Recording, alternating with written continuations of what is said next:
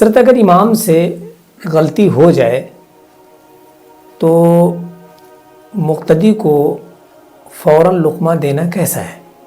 کہ اگر امام غلطی کرتا ہے تو اس کو مقتدیان میں سے کوئی اگر فوراً لقمہ دیتا ہے تو اس کا لقمہ دینا شرعاً کیسا ہے؟ جی تو اس کا حکم یہ ہے کہ علماء نے اپنی مستند کتابوں میں تحریر فرمایا ہے اس بات کو۔ الحمد للہ والصلاة علی نبی وعلی آلہ واصحابہ المتعدبین بآدابہ وبعد۔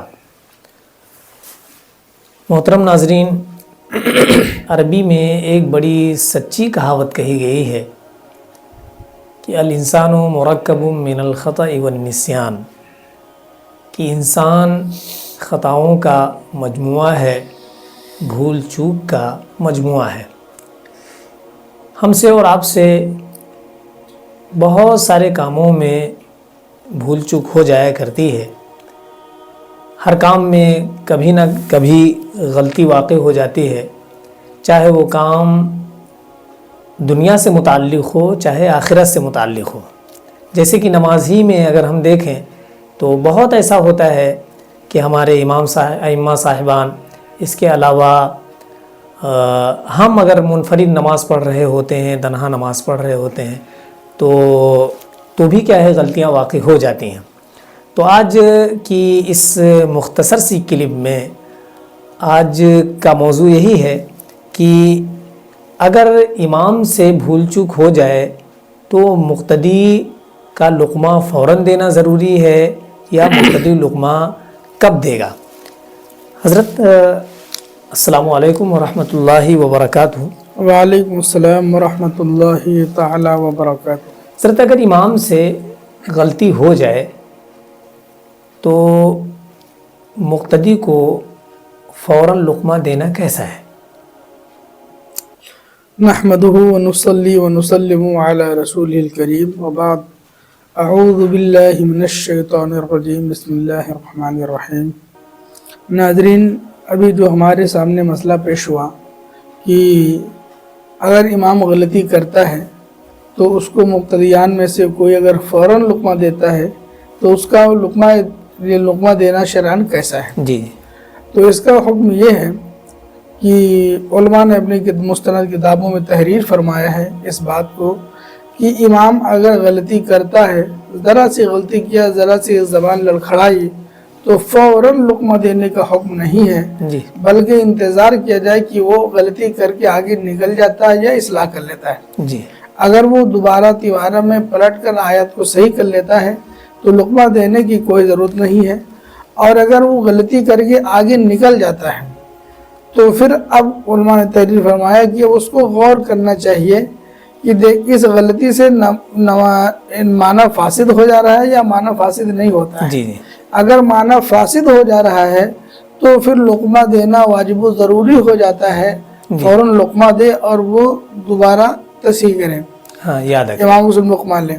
اور اگر معنی فاسد نہیں ہو رہا ہے تو پھر لقمہ دینا اس کو ضروری نہیں ہے۔ اچھا اچھا، تو حضرت آپ کے بتانے کے مطابق یہ کام تو وہی کر سکے گا جی کہ جو عالم ہو اور عربی زبان کو سمجھتا ہو، قرآن کے معانی سے واقف ہو۔ جی لیکن اگر مقتدیوں میں سے ایسا کوئی شخص نہیں، ہاں قرآن کی آیات تو یاد ہے، مان لیجیے کوئی فقط حافظ ہے جی تو اب وہ معانی کو نہیں سمجھ رہا ہے، جی لیکن قرآن کی آیات اس کو یاد ہیں اچھے سے، اب امام صاحب سے غلطی ہو گئی تو اب اس کو فساد یا عدم فساد کا تو پتہ ہے نہیں، تو اب وہ کیا کرے؟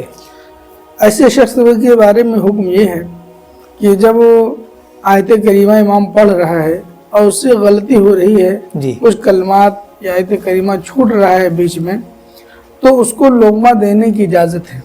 یعنی وہ آیت کا ٹکڑا چھوڑ کر آگے بڑھ جا رہا ہے یا ایسی غلطی کر رہا ہے جس سے معنی کا فساد نہیں ہے، وہ کر کے آگے بڑھ جا رہا ہے، تو پھر امام کو اجازت ہے کہ وہ لقمہ دے کے اس کی تصحیح کر دے، اصلاح کر دے۔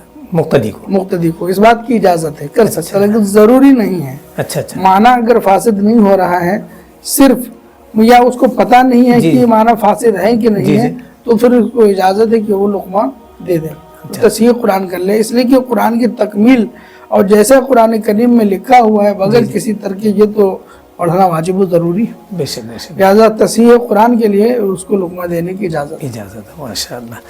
हज़रत, अगर अभी माह मुबारक का महीना बिल्कुल जलवागर होने वाला है, तो इसमें तरावी की अल्हम्दुलिल्लाह नमाज़ें पढ़ी जाती हैं, तो इसमें ऐसा होता है कि बहुत सारे हुफ़ाज़ जिनकी कोई जगह नहीं लगी, या एक जगह पर जो है एक जगह के लिए दो दो चार चार लोग लगे हुए थे, उसमें किसी का हो गया, तो अब दूसरे जो हुफ़ाज़ होते हैं वो जलन में कभी कभी कि इसको चलने नहीं दूंगा, ऐसा होता है। जी, होता। तो पीछे आकर के वो क्या करते हैं, तरावी पढ़ाने वाले को परेशान करते हैं। जी, तो हज़रत शरारतन लुक़मा देना कैसा है? देखिए, शरारतन अपना हिफ्ज़ जताने के लिए या इमाम को नुकसान पहुंचाने के लिए कि ये हटा दिया जाओ, मुझे अच्छा हाफिज समझ के लोग रख लें, जी जी, इस नियत से लुक़मा देना नाजायज़ व हराम है।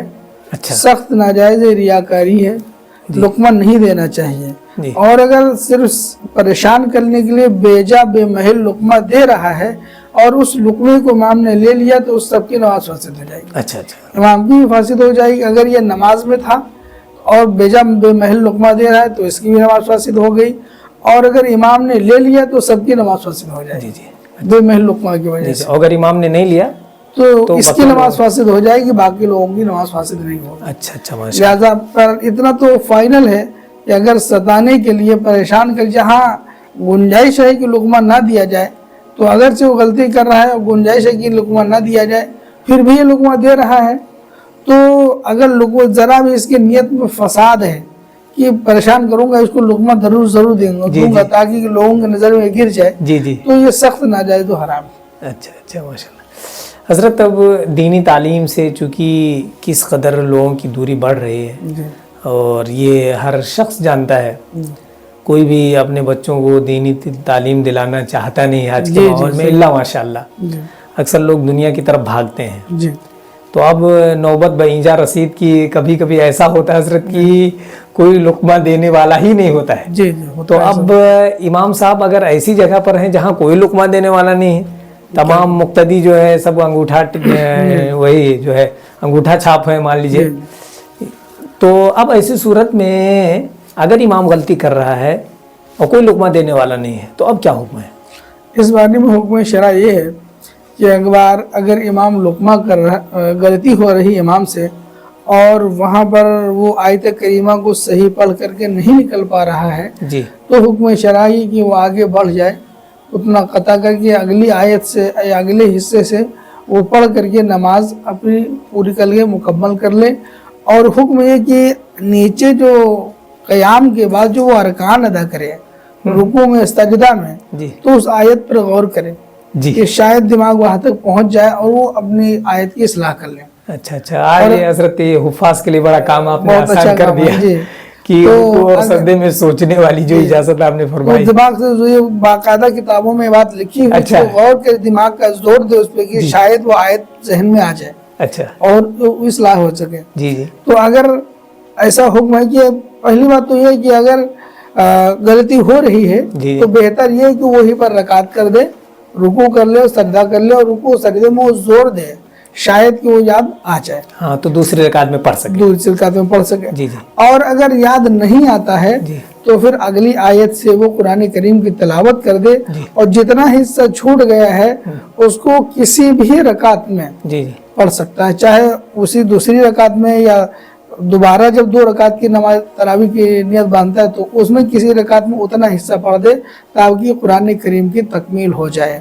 अच्छा। या आज के तरावी ने कल की तरावी में पढ़ दे, हर तरह उसको इजाज़त है, अच्छा अच्छा, सहूलत फराहम है। तो ये तरावी में भी हज़रत यही हुक्म है और 5 वक्ता नमाजों में भी यही हुक्म है? यही हुक्म है, लेकिन अच्छा, 5 वक्ता नमाजों में तरावी में फ़र्क ये है जी कि तरावी के अंदर तकमील कुरान ये सुन्नत है, जी जी, तो इस सुन्नत को अदा करने के लिए जी, कहा गया कि अगली रकात में पूरा कर ले ताकि कुरान करीम सुन्नत के मुताबिक कामिल हो जाए। जी जी, और फर्द नमाजों में चूंकि कुरान करीम की तकमील तो कोई ज़रूरी है नहीं, जी जी, इसलिए उसमें इजाज़त नहीं है कि वो जो बाकी मानदा मसलन दूसरी रकात भी छूट गया तो तीसरी रकात में पूरी कर ले, जी जी, तीसरी में छूट गया तो चौथी में पूरी कर ले, हाँ। उसमें इस बात की इजाज़त नहीं, बल्कि अच्छा, अच्छा। तीसरे चौथे में तो क़िरात की इजाज़त नहीं है। जी जी जी जी, बहुत अच्छा। और नाज़रीन, मुझे उम्मीद है कि आप समझ गए होंगे اور حضرت نے آج حفاظ کے لیے بڑا مسئلہ آسان فرما دیا ہے، تو حفاظ کرام اس کو سنیں اور ذہن میں رکھیں۔